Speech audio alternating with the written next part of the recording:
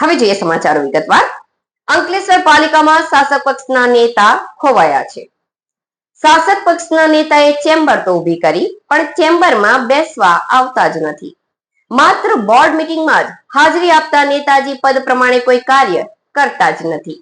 શાસક પક્ષના નેતા તરીકે સભ્યોને શિસ્ત અને વિકાસના કામો તેમજ પાર્ટી જોડે સંકલન કરવાના બદલે બસ સ્વરાજકારણમાં જ રચ્યા પચ્યા રહેતા નેતાજી હાલ પોતાની ટિકિટ મેળવવા મથામણ કરી રહ્યા છે. આ નેતાજી પોતાના ઓફિસ આગળથી કચરો ઉઠાવડાવી શકતા નથી અને હવે અધિકારીઓને સભ્યોની વાત ન માનતા હોવાનો રાગ આલાપે છે.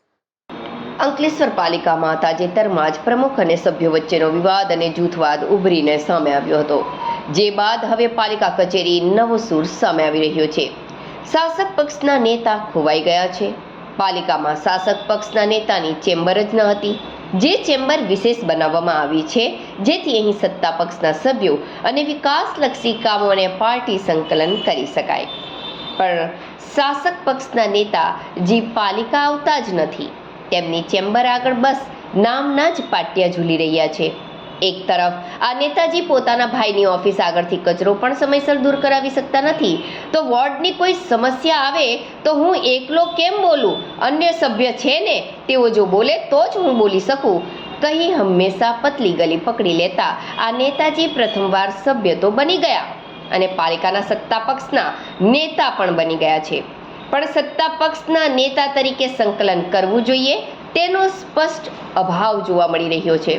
માત્ર બોર્ડ મીટિંગ અને એ પૂર્વે યોજાતી પાર્ટી સંકલન મીટિંગમાં જ હાજરી આપતા નેતાજી પાલિકા શું ચાલે છે તેની તો ખબર જ ન હોવાનું સામે આવી રહ્યું છે.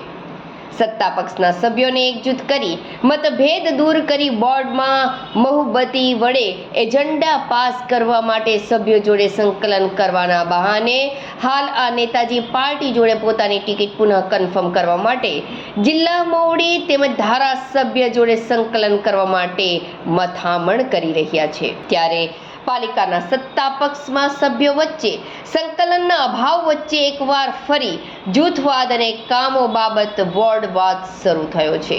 ત્યારે પોતાના કામો ન થતા સભ્ય કોને રજૂઆત કરવા માટે જવું તેવા સવાલો ઊભા કરવા સાથે હવે પોતાના જ પક્ષના અને પાલિકાના શાસક પક્ષના નેતા ખોવાઈ ગયા હોવાની ચર્ચામાં પડી રહ્યા છે.